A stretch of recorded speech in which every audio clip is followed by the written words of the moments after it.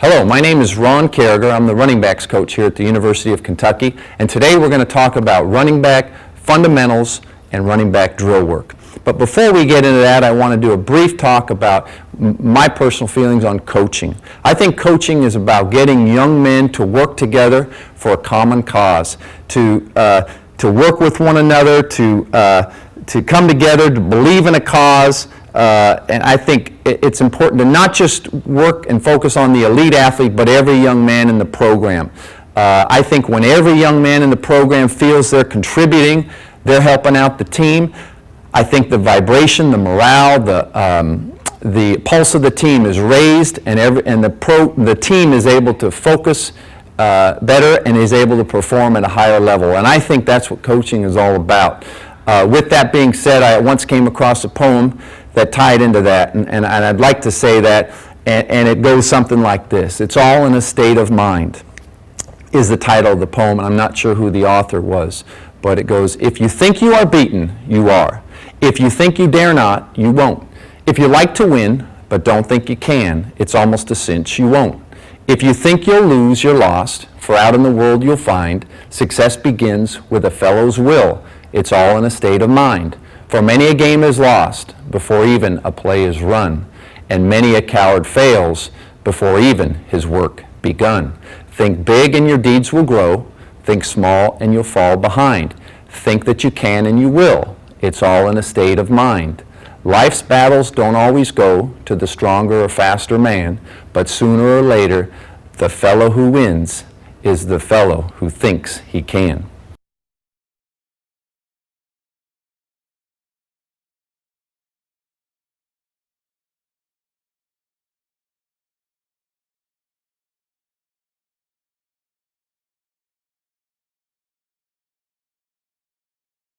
The first fundamental that we want to talk about in running back play is a stance. We have two types of stances, a three-point stance and a two-point stance. And a three-point stance, basically we want the athlete to put his feet shoulder width apart, stagger his right foot back to about the instep of the left foot, bend his knees, keep a flat back, and drop his hand just slightly out in front of his shoulder. We want him to keep a flat back, keep his head up, and take his offhand and put it on his thigh right here. And we want to basically enough weight on his hand that if it were kicked out in front of him, he would slightly fall forward, but wouldn't fall flat on his face. The other thing about that also is we want the athlete to put the weight on the inside balls of his feet so that he can get a lateral step one way or another without having to false step. If the weight is on the outside of our feet, rather, if I'm going this direction, I almost have to take a cheat step to get my momentum shifted properly to go in that direction. So the weight on the inside halves of our feet. Like I said, our head is up so we can see through the heels of the defensive lineman as we're down in our stance.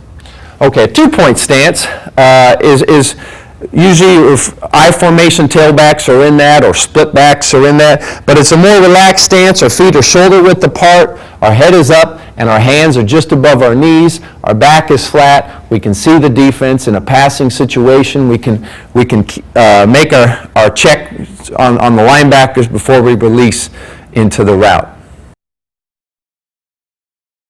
The second fundamental I'd like to talk about in running back play is ball handling. We break ball handling into two aspects. One is receiving the handoff, and secondly is ball security. Let's talk about receiving the handoff.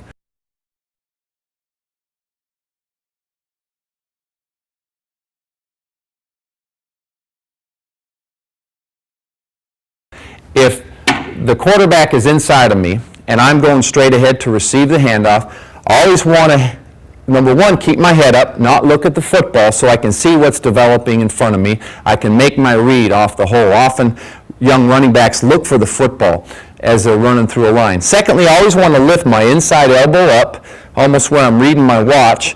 I want to have my outside arm down so that I receive the football, it hits my belly, and I clamp down on it. I never want to reach and grab for it. Having the outside arm down almost prevents the ball on an exchange from sliding through. So the quarterback places the ball in the belly, my inside arm is up, I'm giving him a good pocket to put it, and then I will close down on the football to protect it.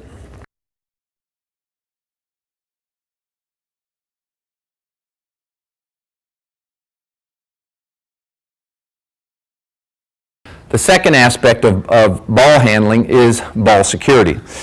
And we make a big emphasis of that here because I believe that the most correlational statistic to winning is turnover ratio. And turnover ratio is the teams that protect the football the best and don't turn it over, yet defensively gain the most footballs, have the highest winning percentages consistently year in and year out, and vice versa, the teams that cough the ball up and fumble the ball and throw interceptions and don't gain it back defensively, those are the teams with the lowest winning percentages. So ball security from our side of the, offensively speaking, is very important to protect the football. And we as running backs touch the ball a lot, so we need to make a great emphasis on protecting the football. And I think the key to ball security is constantly preaching ball security. And one way of that is one fundamental of that we teach is 4 points of pressure on the football. I want that football squeezed hard all the time. I want 4 points of pressure. I want the front outside part of the football pressured, protected by my thumb and my index finger. I want the inside front of the football protected by the rest of my 3 fingers, with the ball straddling right my first and middle finger. I want the back part of the football protected by my bicep, and I want the back inside part of the ball protected by my rib cage. There's my 4 points of pressure. But also I want to make an emphasis, I want the front tip of the ball to always be above the back tip of the football. Oftentimes running backs could have 4 points of pressure, but if they dip the ball down, really they don't have that ball security. So I always want the front tip to be even or up above the back tip. Sometimes coaches say, but coach, I want to really use my arms when I run. Well, that's fine, as long as you can swing the ball up as high as you want.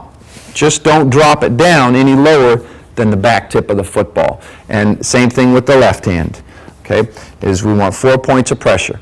Now, one thing I really emphasize with the running backs is if they're receiving a handoff on the left-hand side, keep the ball on the outside arm.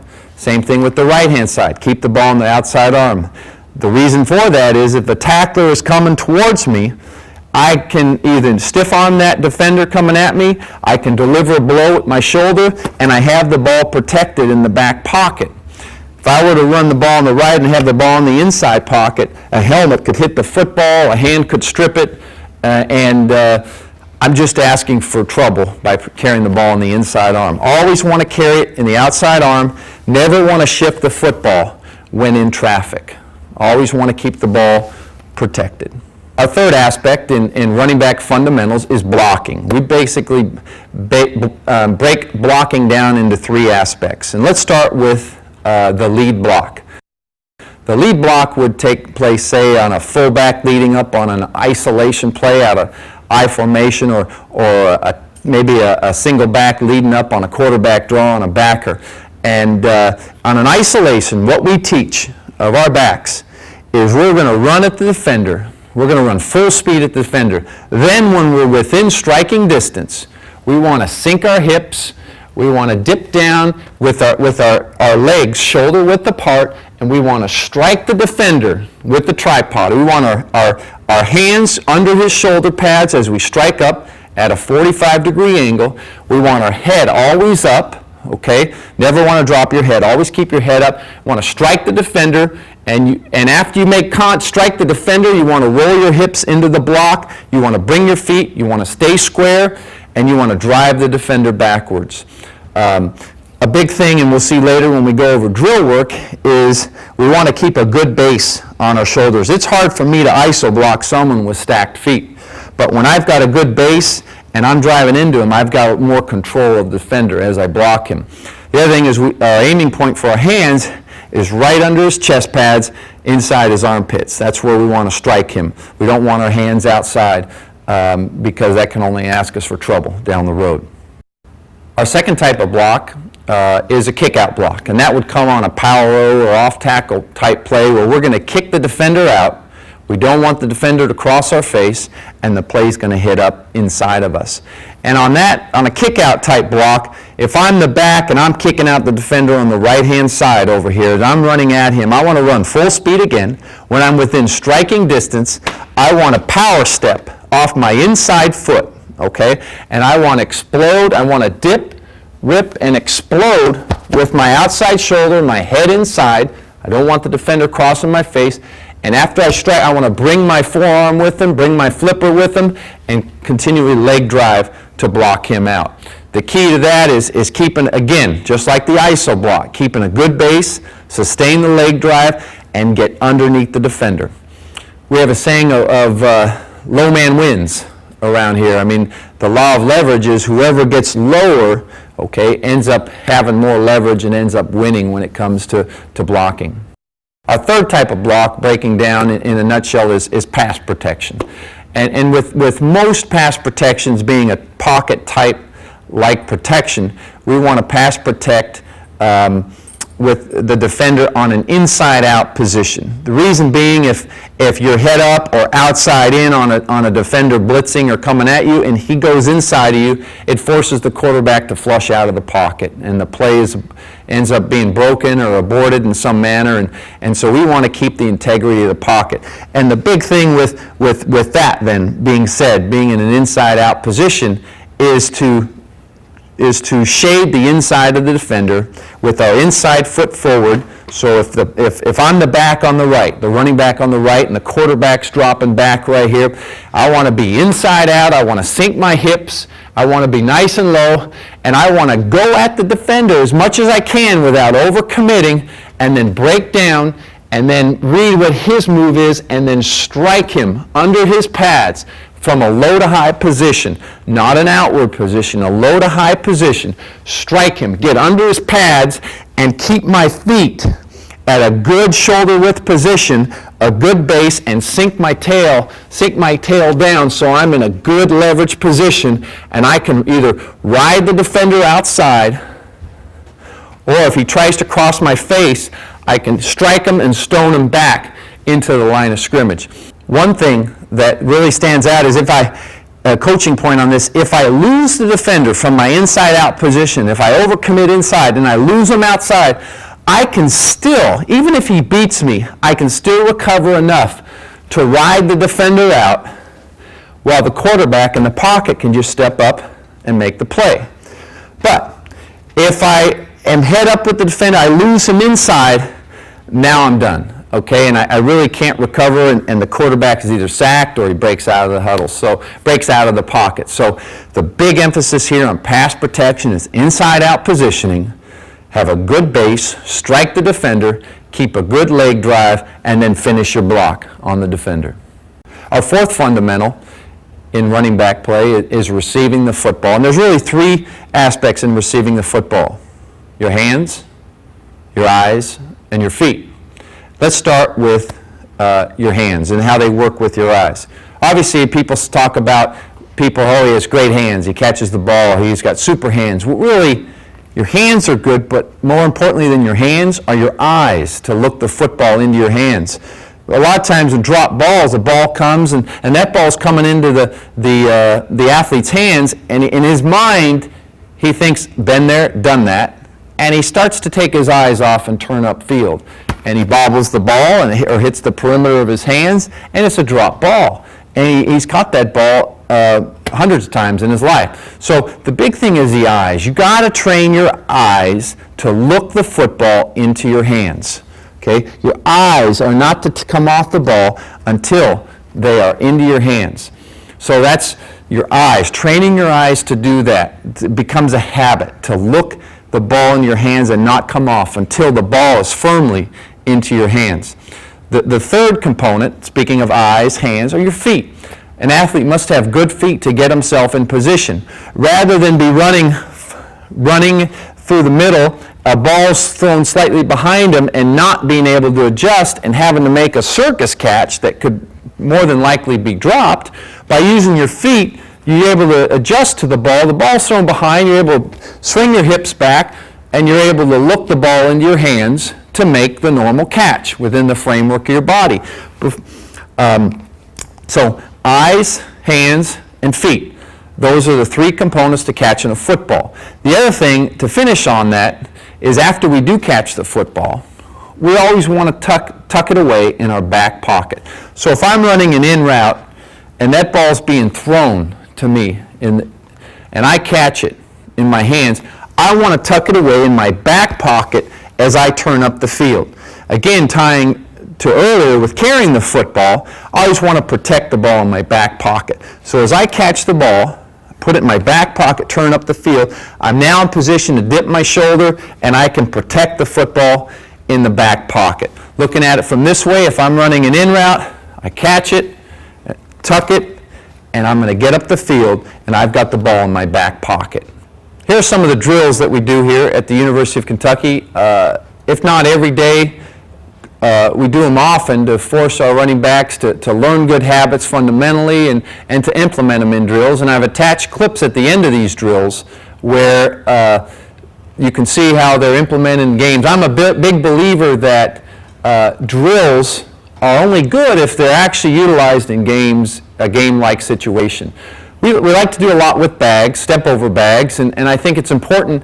Drill, it could be ropes as well. Some people prefer ropes, but I think it's important to have step-over bags. It forces your athletes to pick up their knees high as they run over the bags so they don't trip.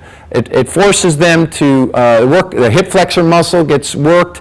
All those things of running through a pile and keeping their leg drive alive and finishing for extra yards are implemented in these various drills we do with the bags. Now, some people just go through ropes and bags, but I think it's important to utilize a football while you're doing it so that while they're looking at the bags, working on their footwork, they're forced to secure the football. So during a game when their thoughts are on the defense, on the reads, they're still forced to hold the football. And I'll stand over here and I will put my hand in and try and strip it or remind them, okay, of ball security. Just a reminder while they're working on their feet that they're not to let up, they're always to secure the football. And this is just a two-step in every hole type drill. And I'm there trying to squeeze it and they're picking their feet up. Occasionally they'll trip because they get lazy and don't get their feet all the way up. And then coach is just there constantly reminding, emphasizing great ball security, emphasizing 4 points of pressure, squeeze the football, those types of things. Now this is just one step in every hole as they're running through the bags. Same thing, I'll go up with their, coming one way with their right hand, going back with their left hand. I'll try and punch it, okay, I'll try and strip the football, just force them to have great ball security. And here's an example of an athlete having to pick his feet up so he doesn't get tripped up. Just the bags right here implemented in a game type film. Pick his feet up, okay, as he runs. Instead of a 2-yard gain, he makes 12 or so on that. And that's just got to pick your feet up. Okay, here's a drill, just a 180-degree turn where they're having to change direction while they're going over the bags. And again, I just throw in the football, have them carry the football as they go through it.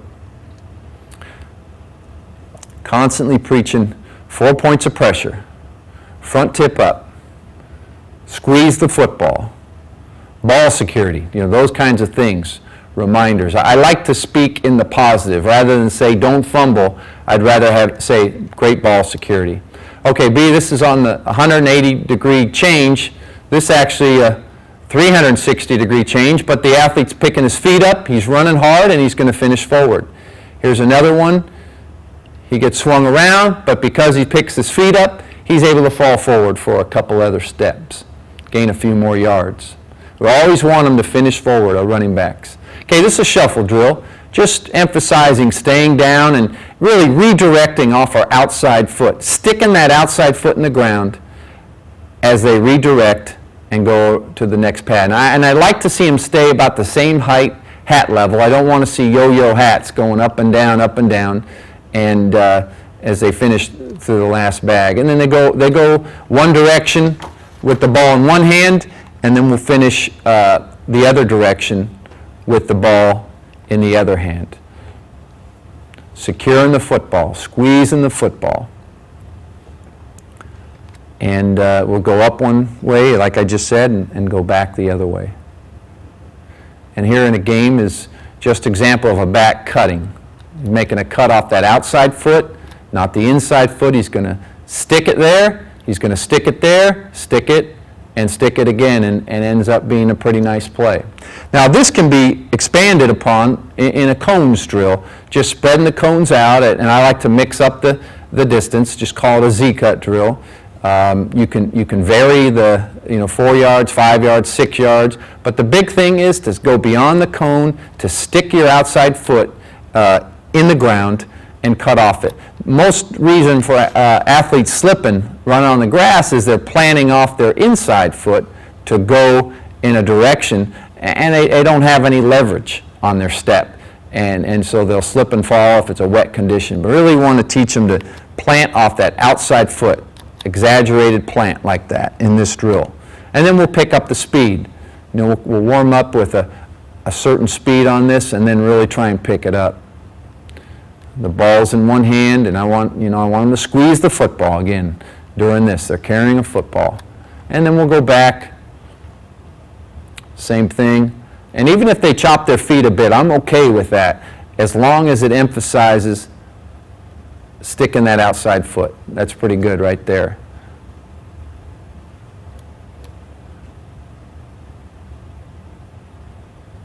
Okay, and then seeing this utilized in a game. Here's a running back. He's going to stick his foot further up the field. He's going to stick his foot and make a gain on there. Here's another time he's running sideways. Could have been a minus yardage play, but he makes a nice cut. He sticks his foot and he gets vertical up the field to not only get to the line of scrimmage, but make a few yards on the play. Okay, shields. I like this drill, a sideline drill. Implements running down the sideline, carrying the ball in your outside arm, and really dipping and ripping with your inside shoulder through the defender. And I keep emphasizing dip and rip is what I'm telling them, and keep their leg drive, staying in bounds, and finishing through the drill. So we'll go up one direction, and we'll go back the other direction with the ball in the other hand. That's pretty good technique right there. Going back with the ball in the other hand, dip and rip, keeping their leg drive going, picking their feet up. One thing that I don't like is a running back carrying the ball and he's tiptoeing down the sideline and he has no room to leverage his body and to dip and rip through a defensive player coming at him. And he's got to try and always keep a cushion so he has a little room for that, and he wants to get under the pads of the tackler. Here's an example of carrying the ball on the sideline, and while he doesn't quite have a lot of room there to work, nevertheless, he is under the defender's pads, dipping and ripping and knocking him back. Okay, here's a jump cut drill, and this comes up is a great drill for if you're a zone type team and you need to press the line, you're constantly on your backs to press the line of scrimmage and to make that cut. There might be pretty stockpiled in one area, and there might be a seam right next to it, and the back's got to see it, and he's got to see it quickly. He's got to make that lateral cut. We call it a jump cut. So I have him attack the bag, read the bag as if that's the first down lineman play side, and then jump cut opposite the bag, get vertical within the cones, and then I put a little strip down there to get a second jump cut. Okay, and they're just keying the bag and getting a second jump cut. The key is jump cut, vertical, and then get a second jump cut. Now, if they misread the bag, if they misread it, say this athlete were to read it going to his left, my right, I just tell them, hey, lower your pads and run through the bag. You don't have time in a game to stop and go back. You just gotta play football sometimes. Lower your pads and finish strong. Okay, same thing going back from a different angle.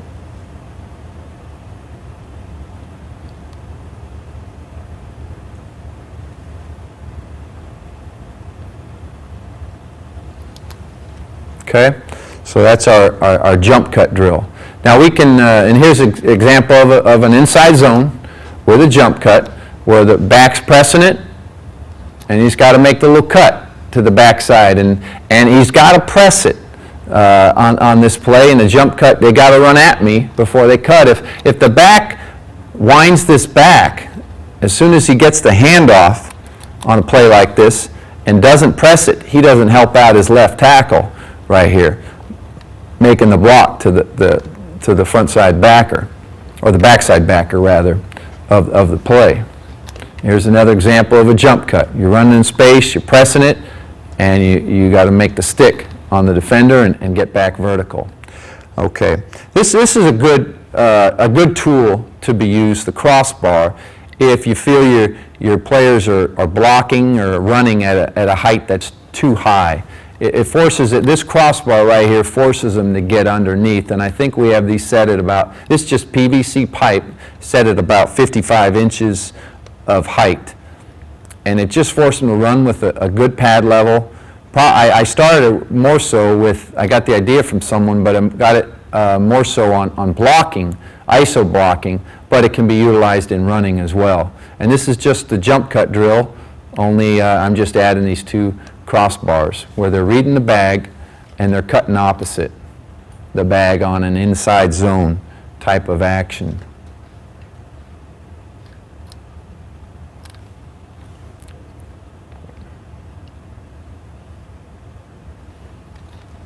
And here's an example of a zone where pressing the line of scrimmage, again, press it to set up the backside backer, because if, again, like I said, if you wind it back as soon as you get it, the backside backer doesn't flow like he is flowing, and he'll stay at home, and he'll make that tackle for a 3-yard gain or whatnot. But by pressing it, by stepping on the heels of your offensive lineman, he'll get sucked up. Your backside tackle will be able to come off and make that block or get a hand on him and be able to finish with a nice run on the play.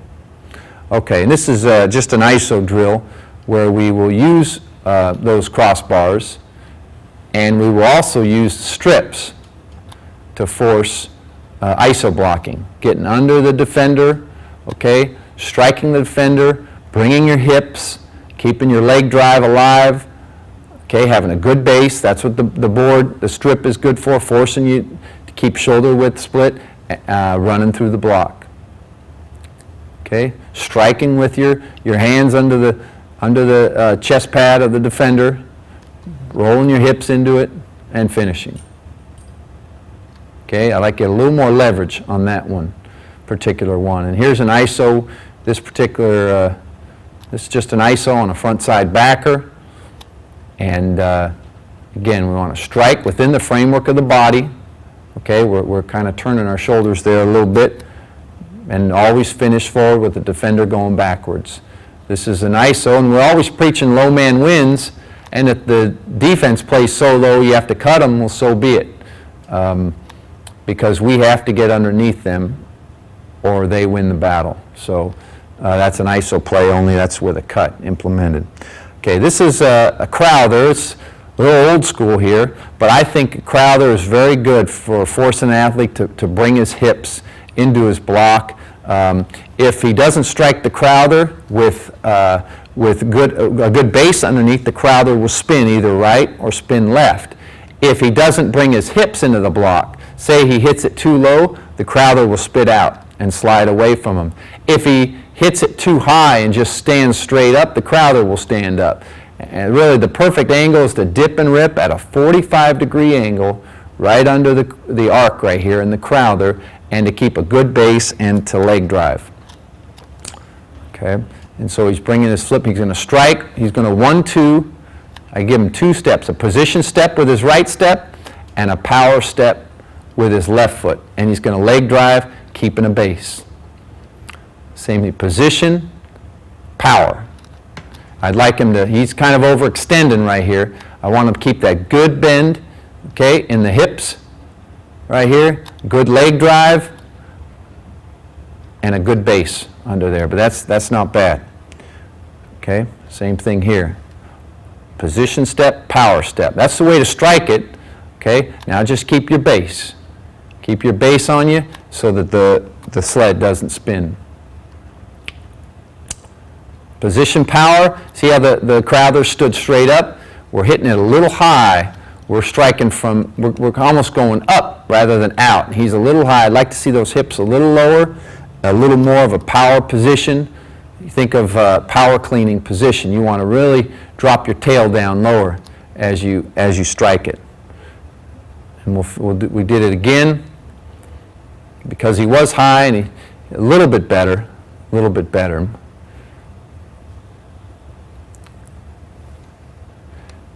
And that's not enough. We just, we want to have, that's just not low enough or too high.